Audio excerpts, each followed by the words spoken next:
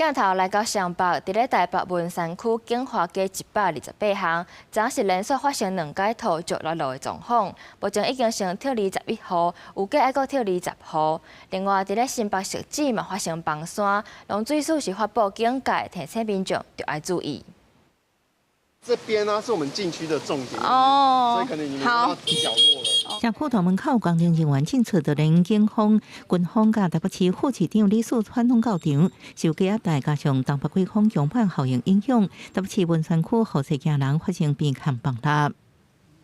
台北市文山区连日下雨，21日晚间，锦华街一处私人民宅后山土石持续崩落，截至22日凌晨，已经撤离11户31人。 21下晡5点外，文山区新兴路153巷、景华街118巷已经发生土石崩塌的状况。暗时8点外，景华街118巷阁发生2摆土石崩塌。目前现场已经做初步土石完冲。22透早经过评估，阁决定扩大撤离户数，按算暗时阁撤离10户。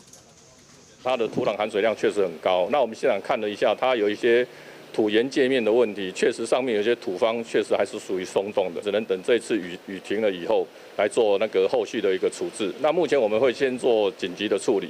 另外，新北市汐止山区的8连路3大同款土石崩塌，路一边直接落落去，树仔甲草仔拢无去，还佫雨水是一直冲，场面是真惊险。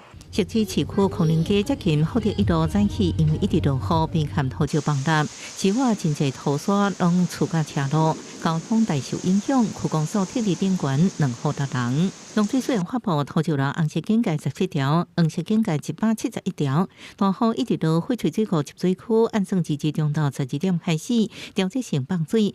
水管局也呼吁水尾新店溪淡水河烟花风台期间，爱远离河川型水区。我们现在在台湾东方是有一个低压的情形，那它的一个未来移动大致上会比较偏往南的方向，然后通过巴士海峡这一带。